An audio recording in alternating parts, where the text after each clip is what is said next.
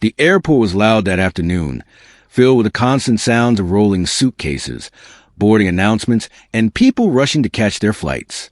Most travelers move quickly, focused on their own plans.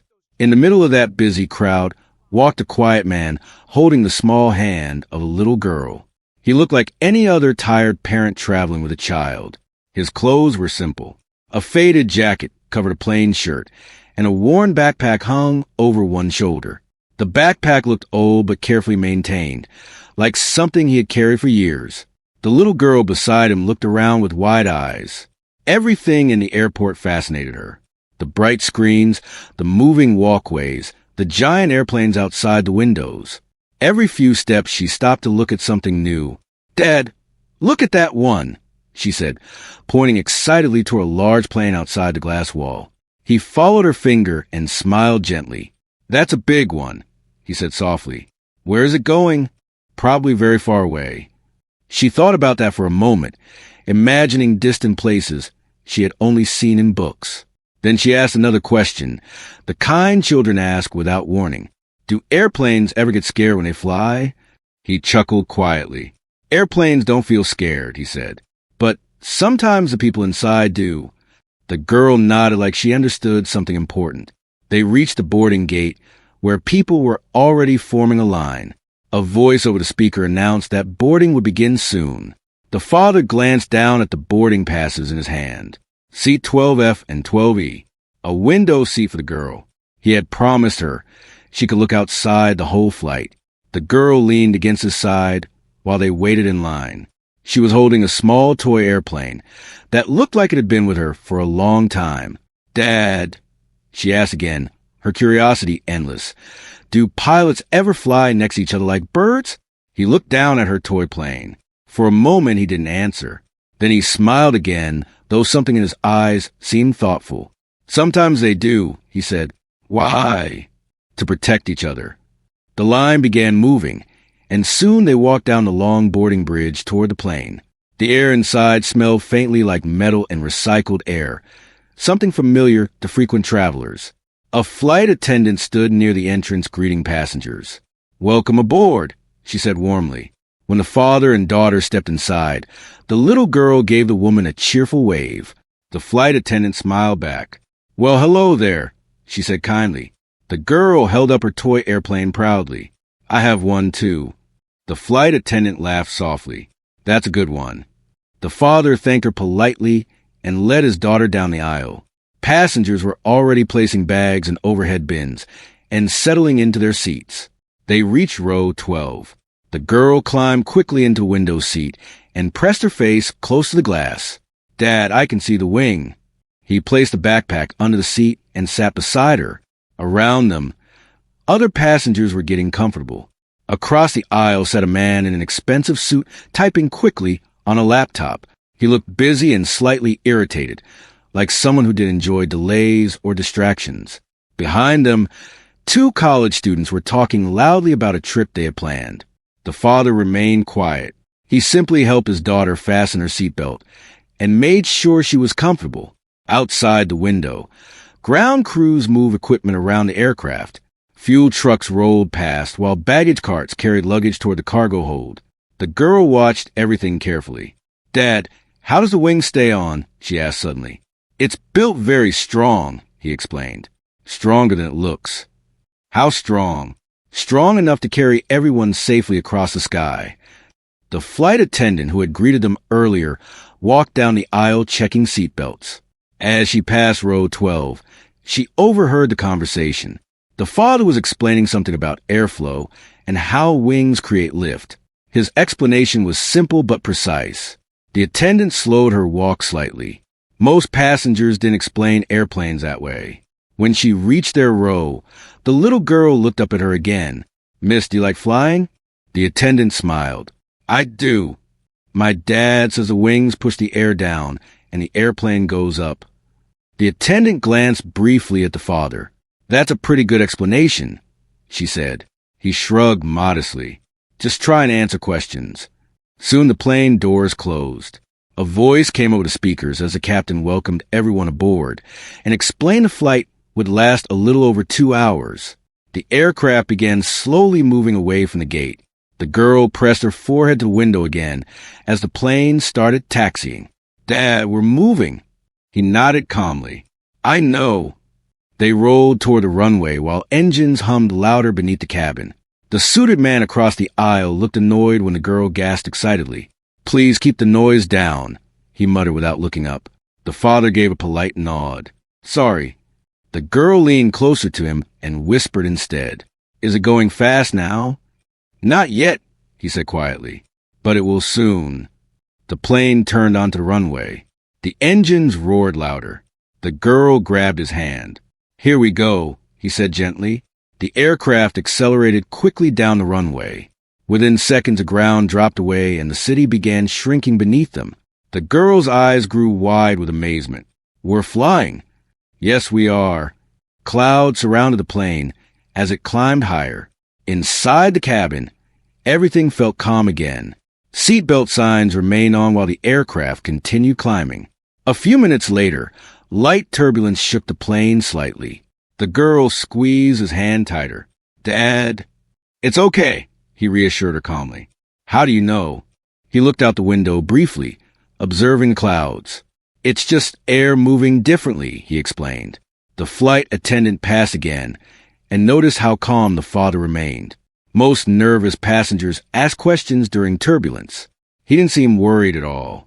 The girl slowly relaxed. Outside the window, the sky stretched wide and blue. "Dad," she whispered again, "do fighter jets fly this high?" He paused. "Sometimes." "Have you ever seen one?" He gave a quiet smile. "Once or twice." The suited man across the aisle sighed loudly as the girl kept asking questions. "Some people are trying to work," he said. The father apologized again politely and handed his daughter a small snack from his bag. She happily accepted it and began looking out the window again. For a while, everything remained peaceful. Passengers read books, watched movies, or slept. Then something unusual happened. A passenger sitting farther back suddenly leaned toward the window. "Hey, what's that?" Another person lifted a phone to record something outside. The movement slowly spread across the cabin as more passengers looked out their windows. The girl noticed first. "Dad, there's another plane." He leaned slightly toward the window. Far in the distance, two small shapes moved quickly through the sky. They grew larger as they approached. The father's expression changed very slightly. Not fear, just recognition. The two aircraft moved smoothly into position beside the commercial plane. Sleek gray fighter jets. Passengers began whispering across the cabin. Phones appeared everywhere as people started recording the unexpected sight. The girl stared in awe. "Dad, those are fighter jets." "Yes," he said quietly. They flew close enough for passengers to clearly see their shapes. The wings, the sharp nose, the powerful engines. The girl's voice filled with excitement. "They're flying next to us like birds." The father watched them carefully through the window. His face remained calm, but his eyes followed their movement with unusual focus. The suited man across the aisle finally looked up from his laptop. "What's going on?" No one knew. The flight attendants walked down the aisle trying to remain calm while also looking out the windows themselves. Even they seemed surprised. The jets maintained their escort position beside the aircraft, one on each side, high above the clouds. The girl squeezed her father's arm. "Dad, are they protecting us?" He didn't answer immediately. He just watched the fighters flying steadily nearby. Then he finally spoke. "Maybe." Far away, inside one of the fighter jets, the pilot stared at the commercial aircraft through his cockpit canopy. A message had just appeared on his display screen. A passenger list. One name had caught his attention. His voice came over the radio to the other fighter pilot. "Control, confirmed passenger in seat 12F. There was a short pause. Then the response came back. The pilot froze for a moment. He looked again at the large passenger plane flying beside him, high above the clouds. Then he spoke quietly into the radio. "Control, request permission for special contact." Inside seat 12F, the quiet father continued holding his daughter's hand as the fighter jets flew beside them. Neither he nor the passengers around him knew that something much bigger was about to unfold. The two fighter jets stayed close to the commercial plane, moving smoothly through the bright sky. Their gray bodies reflected the sunlight as they held perfect formation on both sides of the aircraft. Inside the cabin, passengers could hardly believe what they were seeing. People leaned toward the windows, whispering and pointing. Phones were raised everywhere as travelers tried to capture videos of the rare moment. The quiet hum of the airplane was now mixed with the excited voices of passengers. "Why are they flying so close?" someone asked. "Is something wrong?" Another passenger wondered out loud. A young man near the back said, "Maybe they're escorting us." No one seemed sure. The flight attendants walked down the aisle calmly, but even they looked curious. One of them paused for a moment to glance out the window near row 12. The fighter jet beside the wing looked powerful and precise, keeping exactly the same speed as a large passenger aircraft. The little girl sitting in the window seat could barely contain her excitement. "Dad, look! I can see the pilot," she whispered loudly. Her father leaned slightly toward the window. From their seat, the cockpit of the fighter jet was visible for a brief moment as sunlight flashed across the glass canopy. "Yes," he said quietly. "You can." The girl waved her small hand toward the jet. "Hi." The father gave a small smile, but kept watching the aircraft carefully. Across the aisle, the businessman who had been working on his laptop finally gave up trying to focus. He shut the computer slowly and leaned toward the window himself. "Well, that's not something you see every day," he said. The girl looked at him proudly. "My dad says pilots sometimes fly together like birds." The businessman raised an eyebrow. "Oh, really?" The father gave a small shrug. "Sometimes they do." Another light shake of turbulence moved through the plane. Passengers grew quieter again. When something unusual happens during a flight, even small movements can make people nervous. A woman sitting a few rows ahead pressed the call button above her seat. A flight attendant quickly approached. "Is everything okay?" the woman asked anxiously. The attendant smiled politely. "Yes, ma'am. Everything is normal. But why are those jets there?" The attendant hesitated for a moment before answering. "They're just passing through the same airspace," she said calmly. It was a simple explanation, though she wasn't completely certain herself. Meanwhile, inside the cockpit of the commercial airplane, the captain and first officer were focused on their instruments. They had also noticed the fighter jets appear on their radar screens. Air traffic control had contacted them moments earlier with instructions to maintain their current altitude and course. The captain adjusted his headset.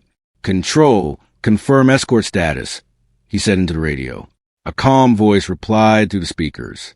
"Commercial Flight 721, maintain present heading. Escort aircraft are authorized." The first officer glanced at the captain. "Escort aircraft?" he repeated quietly. The captain nodded slowly. "That's what they said." Both pilots exchanged a curious look. Military escorts were extremely rare for civilian flights. The captain leaned back slightly in his seat, thinking. Then another message came through the radio. This one sounded different, more direct.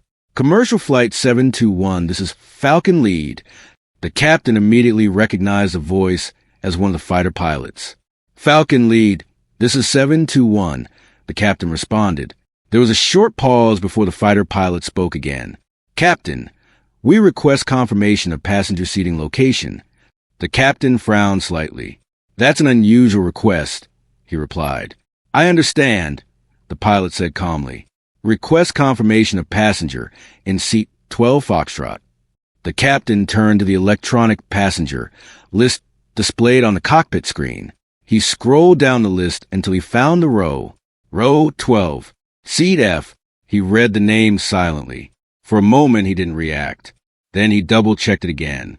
The first officer noticed a change in his expression. "What is it?" he asked. The captain looked back at the screen.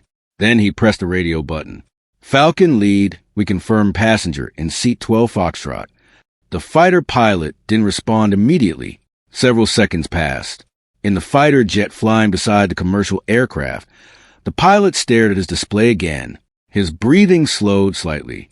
The confirmation had come through. The name was correct. He spoke into the radio again, this time sounding more careful. "Captain, request permission for brief communication." The captain blinked. Communication with the cockpit? He asked. Negative, the pilot replied. Request communication with passenger in seat 12 Foxtrot. The first officer looked at the captain in surprise. Is he serious? The captain rubbed his chin thoughtfully. This is definitely unusual. Back in the cabin, passengers continued watching the fighter jets. The girl had now pressed both hands against the window. Dad, they're still there. Yes, he said. Why? He thought for a moment before answering. They might be practicing something. Practicing? Flying together safely. The girl nodded slowly, satisfied with the answer. The businessman across the aisle leaned closer again. You seem pretty calm about this, he said to the father. The father looked at him politely. There's no reason to panic. You don't think something's wrong? The father shook his head gently. If there was danger, things would look very different. The businessman studied him for a moment. How would you know that? The father simply smiled and didn't answer. A moment later, the overhead speakers made a soft sound as the captain prepared to speak to the passengers. The cabin slowly became quiet. Ladies and gentlemen, this is your captain speaking. Passengers paused their conversations. We want to let you know that the aircraft you see near us are military jets conducting routine operations in this area. A few people relaxed slightly after hearing the calm explanation. There is no cause for concern, the captain continued. We appreciate your cooperation and hope you enjoy the rest of your flight. The announcement ended. The girl looked up at her father. See? They're just practicing. He nodded gently. Looks like it. But high above the clouds, the fighter pilot watched the passenger plane carefully. He wasn't thinking about practice flights. His mind kept returning to one thing. Seat 12 Foxtrot, inside the cockpit. The captain removed his headset briefly and looked toward the cabin door. The first officer raised an eyebrow. You're thinking about doing it? The captain exhaled slowly. I've never had a fighter pilot ask to speak to a passenger before. Do we even allow that? Technically, we can make a cabin announcement. The first officer leaned back. Well, whoever is sitting in that seat must be important. The captain stared at the passenger list again. Maybe, he said quietly. Outside the aircraft, the two fighter jets continued flying beside them, steady and watchful. Inside the cabin, the little girl rested her head gently against her father's shoulder. The excitement had made her tired. She still kept looking out the window, though the father looked down at her toy airplane resting in her lap. Then he looked out toward the fighter jet again. For a brief moment, his eyes focused on the aircraft with quiet familiarity, as if he understood every movement it made. Inside the fighter jet cockpit, the pilot finally received a message from command. Permission granted. He pressed the radio button again. Falcon lead to commercial flight 721. The captain responded immediately. Go ahead, Falcon lead. Request passenger confirmation announcement. The captain took a slow breath. Then he reached for the cabin intercom. Passengers sat quietly in their seats as the speakers made another soft sound. The captain's calm voice filled the cabin again. Ladies and gentlemen, we have an unusual request from the escort aircraft. People looked at each other with curiosity. The girl lifted her head slightly. We would like the passengers seated in row 12, seat Foxtrot, to please identify themselves. For a moment, the cabin went completely silent. Dozens of passengers turned their heads toward row 12. The businessman across the aisle looked directly at the quiet father. The girl blinked in confusion. The father slowly raised his hand. For a moment after the captain's announcement, the cabin felt completely still. Dozens of passengers slowly turned their heads toward row 12. Conversation stopped. Even the quiet hum of the engine seemed louder in the sudden silence. The businessman across the aisle looked directly at the quiet father. The little girl, sitting by the window, blinked in confusion. Dad, she whispered. Her father sat still for a second, his expression calm but thoughtful. Then, slowly and without any rush, he raised his hand slightly. Yes, he said in a quiet voice. That's my seat. The businessman stared at him in surprise. You're 12F. The father nodded once. Several passengers leaned into the aisle, trying to see him more clearly. The little girl looked around at all the attention, and then back at her father. "Why are they asking about you?" she asked softly. He gave her a gentle smile. "I'm not sure yet." A flight attendant who had been standing a few rows away quickly walked toward them. She looked polite, but clearly curious. "Sir," she said quietly, "the captain would like to confirm your name." The father reached into his jacket pocket and calmly handed her his boarding pass. She glanced at it. Her eyebrows lifted slightly. For a brief moment, she didn't say anything. Then she nodded politely. "Thank you, sir." She walked back toward the front of the aircraft.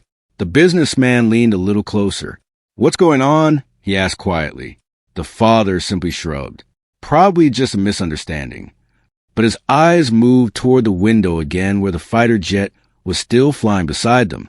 Inside the cockpit, the flight attendant handed the captain the boarding pass. He studied the name again. The first officer leaned over. "That's the one?" he asked. The captain nodded slowly. "Same name." Outside, the fighter pilot waited patiently beside the large aircraft, watching the sunlight reflect off its wings. His radio crackled again. "Commercial Flight 721, this is Falcon Lead." The captain pressed the radio button. "Falcon Lead, we have confirmed the passenger." A short pause followed. The fighter pilot took a slow breath before speaking again. "Captain, request permission to deliver a brief message." The captain exchanged another look with the first officer. "This is definitely the strangest flight I've had in a long time," the first officer muttered. The captain nodded slightly. "Permission granted," he said into the radio. In the cabin, passengers waited quietly. The overhead speakers clicked again. Many assumed the captain would simply explain the situation, but instead, a different voice filled the aircraft. It was calm, steady, and carried a tone of deep respect. "This is Falcon Lead speaking." Passengers looked at each other in confusion. A fighter pilot was speaking directly to their plane. Inside C-12F, the father closed his eyes briefly as soon as he heard the voice. The little girl looked up at him. "Dad." The voice continued over speakers. "We would like to confirm that the passenger seated in 12 Foxtrot is present." The father slowly opened his eyes. "Yes," he said quietly, even though the pilot couldn't hear him.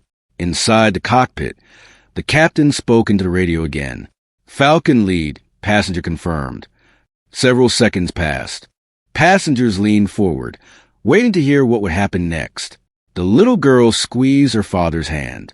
"Are they talking about you?" He gently squeezed her hand back. "Maybe." Then the fighter pilot spoke again. His voice sounded different now. Not confused. Not formal. Respectful. "Sir, if you can hear this," the pilot said, "this is Commander Reynolds of the 94th Fighter Squadron." Passengers listened carefully. The father remained very still. The pilot continued.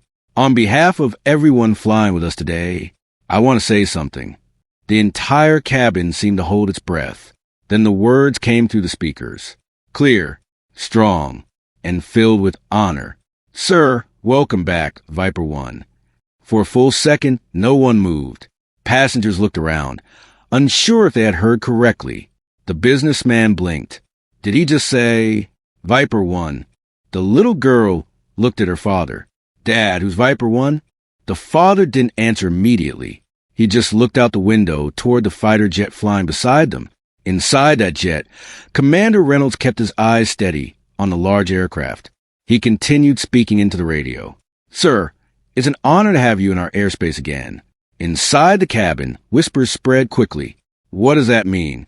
Who is Viper 1? Is he talking to someone on this plane?" Passengers kept looking toward row 12.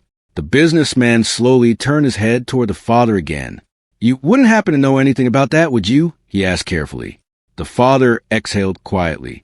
"It's just an old call sign," he said. The businessman frowned. "Your call sign?" The father didn't answer. The little girl tugged gently on his sleeve. "Dad, what's a call sign?" He turned toward her and softened his voice. "It's a nickname pilots use when they fly." Her eyes widened. "Pilots." Before he could say more, the captain's voice returned over speakers. "Ladies and gentlemen, please remain seated. Everything is completely safe.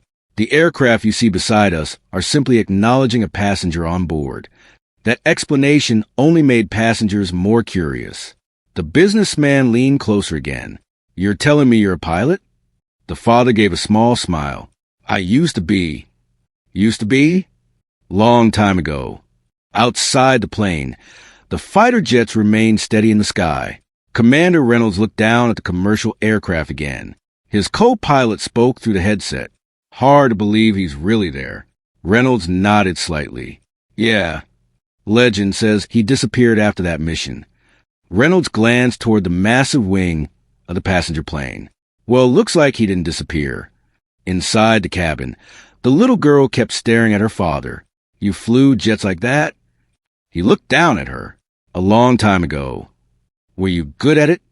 He chuckled softly. I tried my best. The businessman shook his head slowly. You're telling me the fighter pilot out there knows you?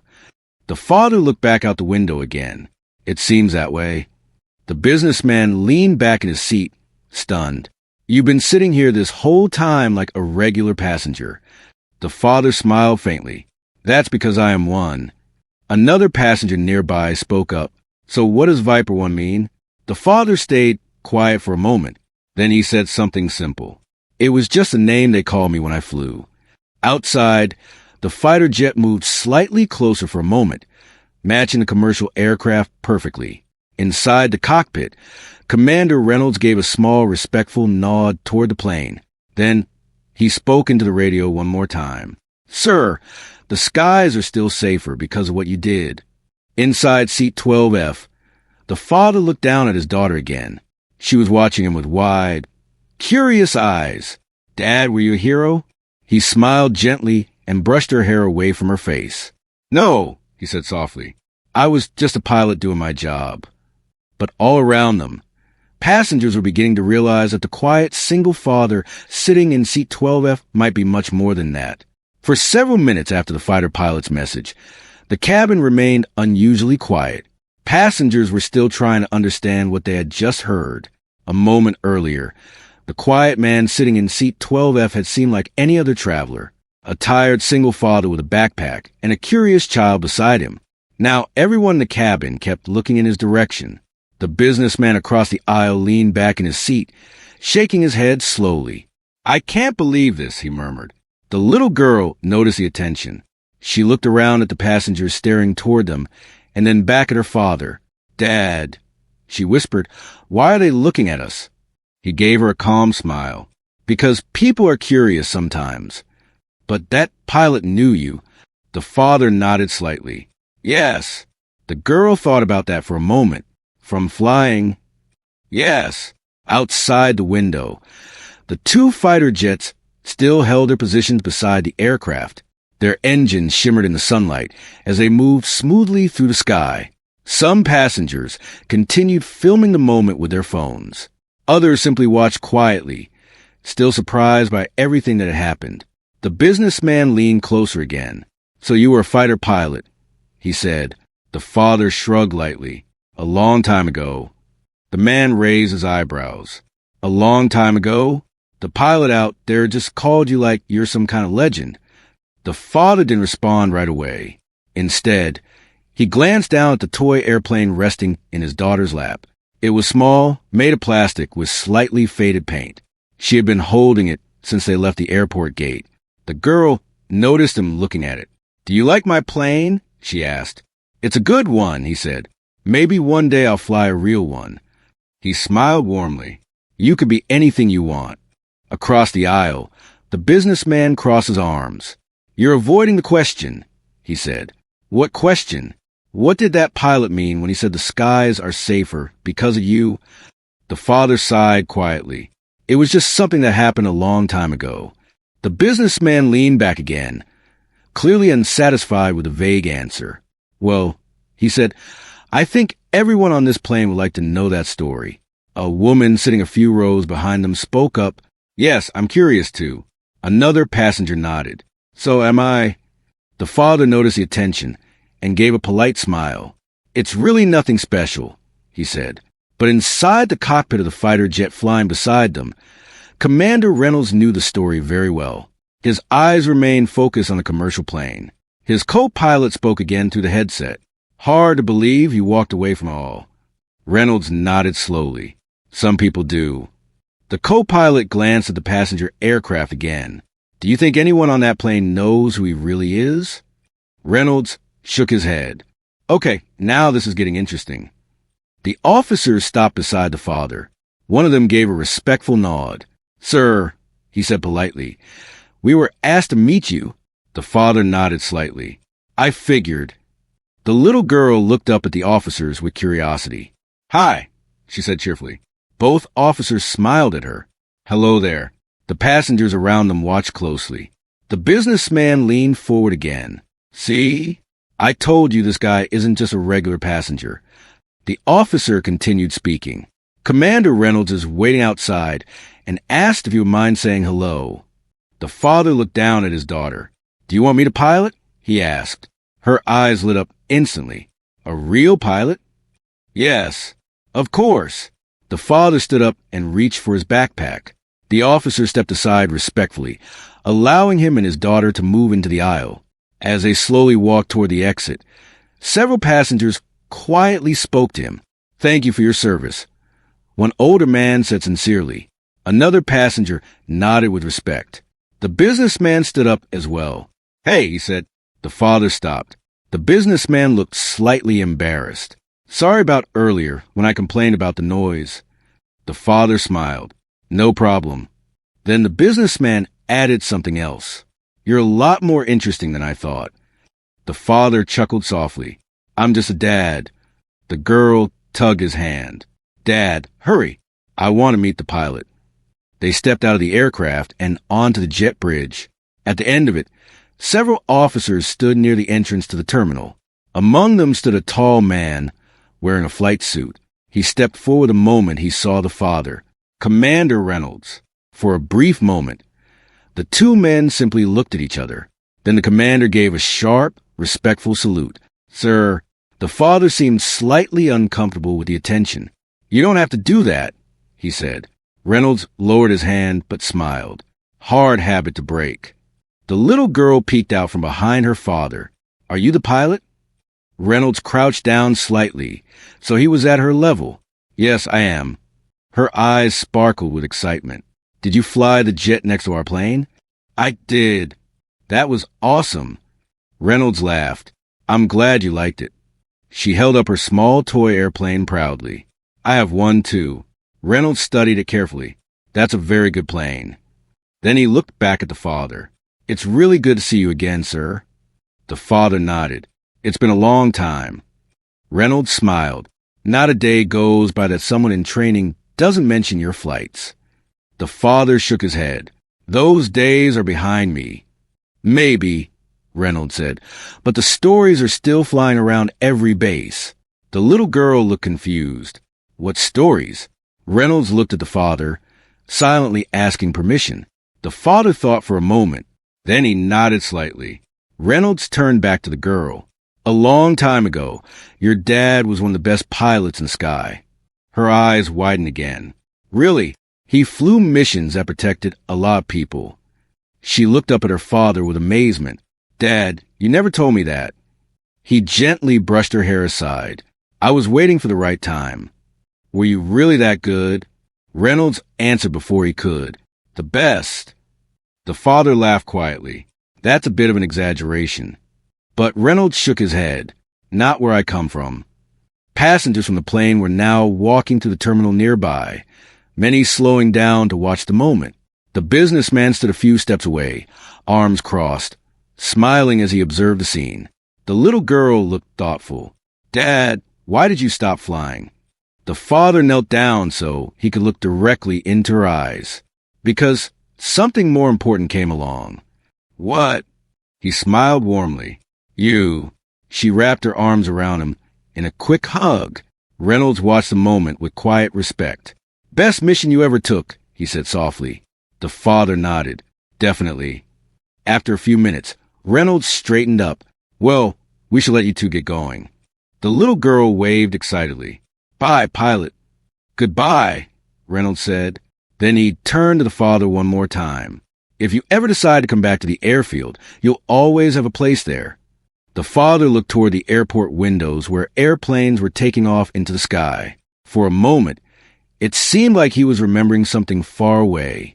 Then he smiled. Right now, I've got my hands full with this one. He squeezed his daughter's hand gently. Reynolds nodded.